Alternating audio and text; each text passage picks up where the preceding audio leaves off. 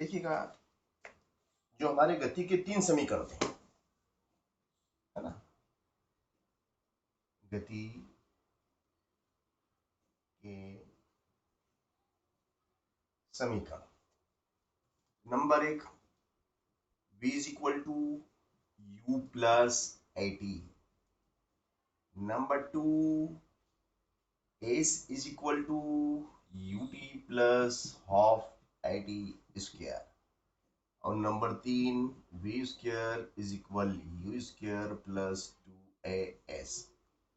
आज हम इन गति के तीनों समीकरणों का निगमन सीखेंगे कि ये समीकरण कैसे स्थापित किए गए और इन समीकरणों को किस प्रकार से गैलीलियो गैलीली ने प्रतिपादित किया, हम ये देखेंगे। तो देखो, एक समान त्वरित गति के लिए क्वेश्चन है हमारा, एक समान त्वरित गति के लिए, एक समान त्वरित गति के लिए सिद्ध कीजिए कि सिद्ध करो कि v is equal to u plus AT। ये हमें सिद्ध करना है जब कोई पिंड या वस्तु एक समान त्वरित गति से गति कर रही है जिसका त्वरण समान है, ठीक है ना। तो अब इसमें देखिएगा, अब इसे हम सिद्ध करते हैं।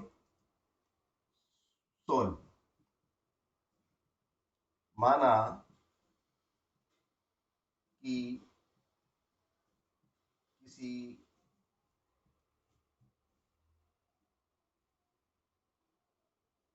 माना कि एक समान त्वरित किसी वस्तु का प्रारंभिक वेग u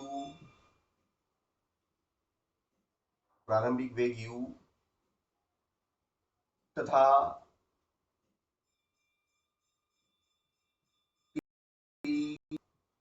समय पश्चात वेग अंतिम वेग v है का त्वरण a है,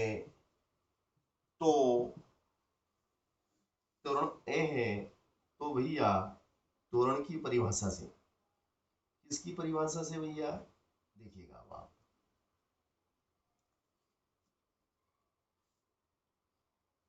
त्वरण की परिभाषा से, त्वरण की परिभाषा से हम जानते हैं कि त्वरण बराबर क्या होता है। त्वरण बराबर वेग परिवर्तन की दर।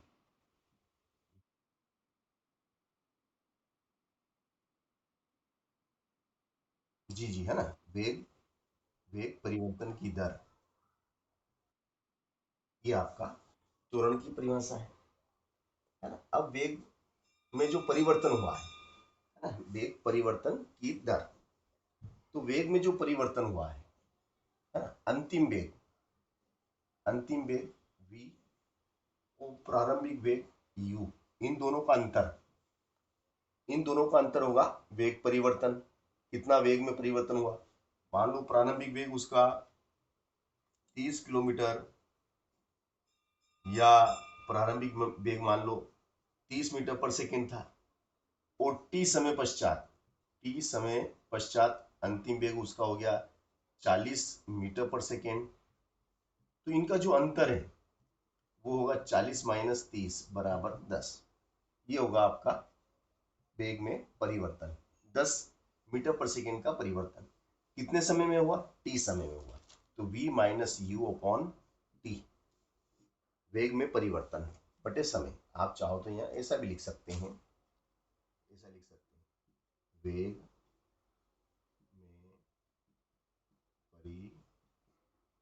परिवर्तन, वेग में परिवर्तन, वेग में परिवर्तन बराबर v minus you upon T. और त्वरण, त्वरण क्या था आपका, ए बराबर v माइनस यू बटे टी बटे एक, इसका इसमें गुणा करेंगे, इसका इसमें करेंगे, तो ये हो जाएगा v माइनस यू बराबर A T, v minus you बराबर ए टी। तो v बराबर हो जाएगा हमारा ये माइनस का u, माइनस का u उठ के इधर आएगा, प्लस का u, प्लस ए टी। इस प्रकार से हमने ये जो गति का प्रथम समीकरण है आपको सिद्ध करके दिखाया कि v is equal two plus you plus a T. ठीक है ना। अब हमें गति का जो दूसरा समीकरण है वो ये सिद्ध करना है कि s is equal to u t plus half a T square. ये गति का दूसरा समीकरण है, इसे भी हम सिद्ध करेंगे, बिल्कुल करेंगे। देखिएगा कैसे सिद्ध करते हैं इसमें। देखो, कोई वस्तु है जो एक समान वेग से चल रही है, ठीक है ना, एक समान रूप से, एक समान त्वरण से गतिशील है, और प्रारंभिक वेग u, t समय पश्चात अंतिम वेग v और त्वरण a है, तथा t समय में चली दूरी, तथा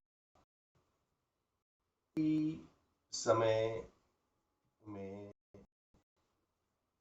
चली दूरी, t समय में उसके द्वारा चली गई दूरी को हम s मान लेते हैं। क्या मान लेते हैं, t समय में चली दूरी या विस्थापन, t समय में चली दूरी या विस्थापन, विस्थापन a से, विस्थापन क्या है, a से, ठीक है ना। चलिएगा, तो औसत वेग, औसत वेग बराबर क्या होता है, औसत वेग बराबर होता है कि प्रारंभिक वेग और अंतिम वेग, प्रारंभिक वेग और अंतिम वेग को जोड़ो, दोनों को जोड़ के 2 का भाग लगा दो, तो आ जाता है औसत वेग।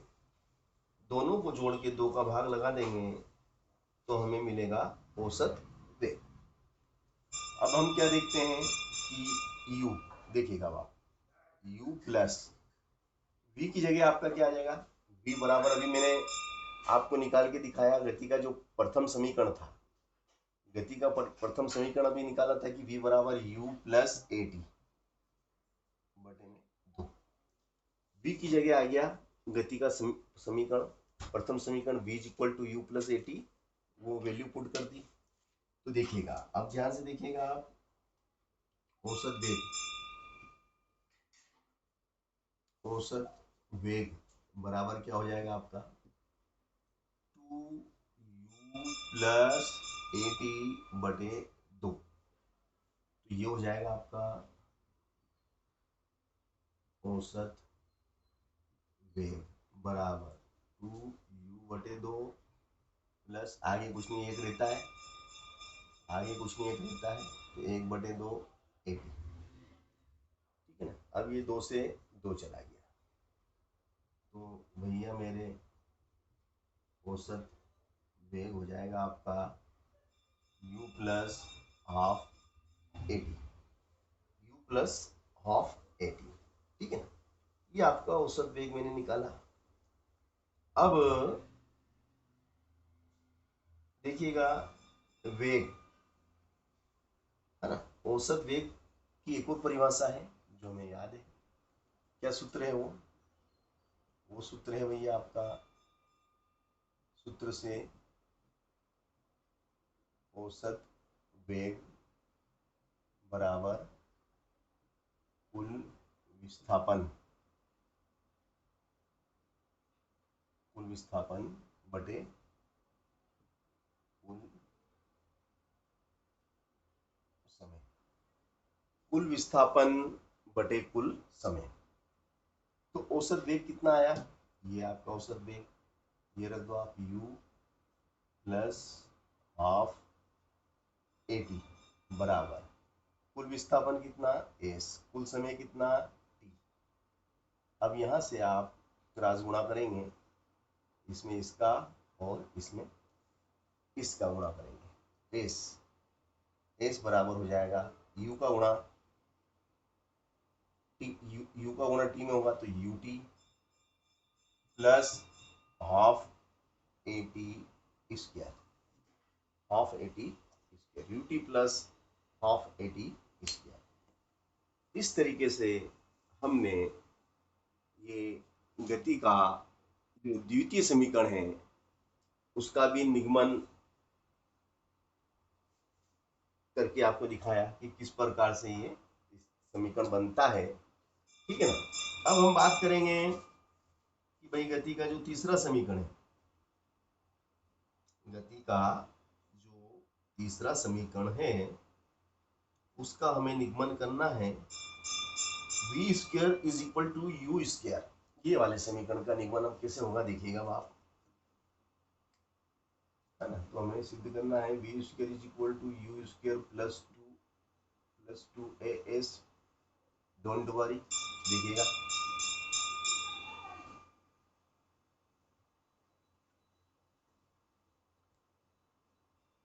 देखिएगा भाई गति के प्रथम समीकरण से, जो गति का प्रथम समीकरण है यहाँ लिखेंगे गति के प्रथम समीकरण से v बराबर u प्लस AT, v बराबर u प्लस AT। तो ये हो जाएगा आपका v minus u is equal to AT, इसलिए t बराबर हो जाएगा v माइनस यू बटे a। ठीक है ना, ये आपका। अब गति का जो द्वितीय समीकरण है, गति का जो द्वितीय समीकरण है देखिएगा वो क्या है। गति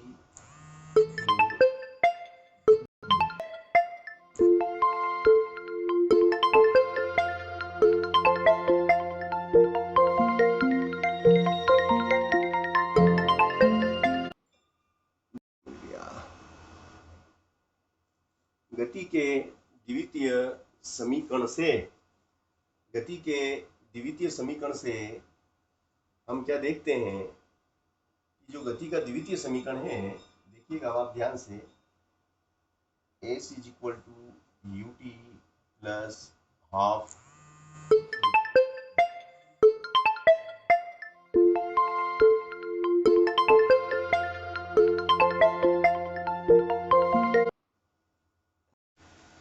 UT plus half a t square, s is equal to u t plus half a t square. तो s is equal to u, तो u की जगह रहेगा, t की जगह क्या आ जाएगा आपका, u तो u की जगह रहेगा और t की जगह आ जाएगा minus.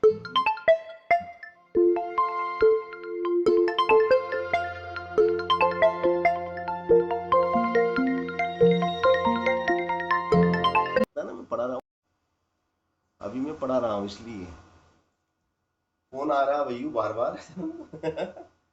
Of A T square B minus you बटे ए का होल स्क्वायर। तो देखो बेटा मैंने क्या करा है कि जो गति का द्वितीय समीकरण है उसमें टी का वैल्यू पुट कर दिया और टी का वैल्यू मैंने यहां से निकाल लिया। गति के प्रथम समीकरण से टी का वैल्यू निकाला, उसको द्वितीय समीकरण में आपके सामने रख दिया, है ना।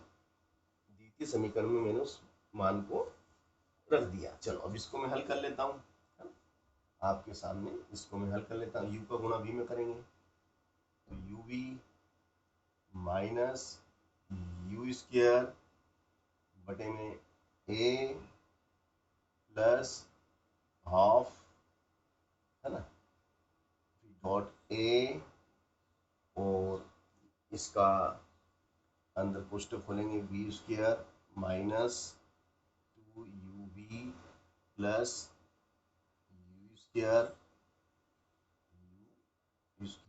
और नीचे आ जाएगा आपका ए स्क्वायर। तो इस ए से तो ये ए कैंसिल हो जाएगा, एक एक कैंसिल हो गया, एक नीचे वाला, ठीक है ना। अब एस बराबर क्या रह गया, वो हम यहाँ लिख देंगे, ठीक है ना। देखिएगा आगे की प्रोसेस देखिएगा आप, क्या है एस बराबर, है ना, एस बराबर क्या है यूवी माइनस यू स्क्वायर बटे ए प्लस में v square minus 2uv plus u square बटे 2a।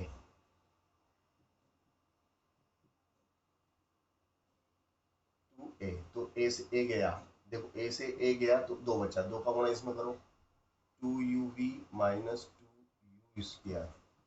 अब दो ए से दो ए गया तो क्या बचा v square minus 2uv plus u square. तो ये वाला और ये वाला कैंसिल, ये हो गया आपका एस बराबर माइनस, देखो ये वी स्क्वायर है, ये v square minus two u square में से एक यू स्क्वायर कम कर देंगे तो माइनस एक यू स्क्वायर बटे 2a, है ना। फिर नीचे एक तिरछा गुणा करेंगे तो v square minus u square बराबर 2as employees date we square बराबर हो जाएगा आपका, ये उठ के इधर आ जाएगा यू स्क्वायर प्लस 2as। तो देखो ये गति का तीसरा समीकरण भी मैंने आपको स्थापित करके दिखाया, सरल के कठिन। ये समीकरण आपको कैसा लगा, सरल लगा ना। हाँ, ये गति के मैंने आपको तीनों समीकरण स्थापित करके दिखाए हैं कि कैसे समीकरण बनते हैं और इनको किस प्रकार से बनाया गया है, ये मैंने आपको स्थापित करके दिखाया। चलिएगा अब इसके बाद में हम बात करते हैं चैप्टर, इसमें लगभग सभी चीज़ हमने ले ली है, त्वरण भी हमने ले लिया है, आपेक्षिक वेग, औसत वेग, विस्थापन दूरी, एक विमीय गति, द्विविमीय गति, त्रिविमीय गति भी मैंने आपको पढ़ा दी है, और लगभग सभी चीज़ें आ गई हैं। अब हम आ जाते हैं समतल में गति, समतल में गति, तो ये है आपका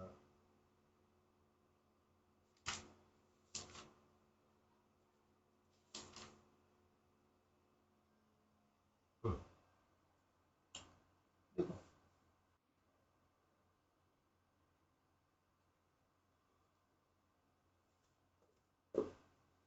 आज हम नया चैप्टर शुरू कर रहे हैं, समतल में गति, ये हमारा नया चैप्टर है और इसकी आज हम शुरुआत करते हैं। समतल में गति, अरे यार दोस्त यार, रिजल्ट का यार मेरे को भी कुछ समझ में नहीं आ रहा है यार, बहुत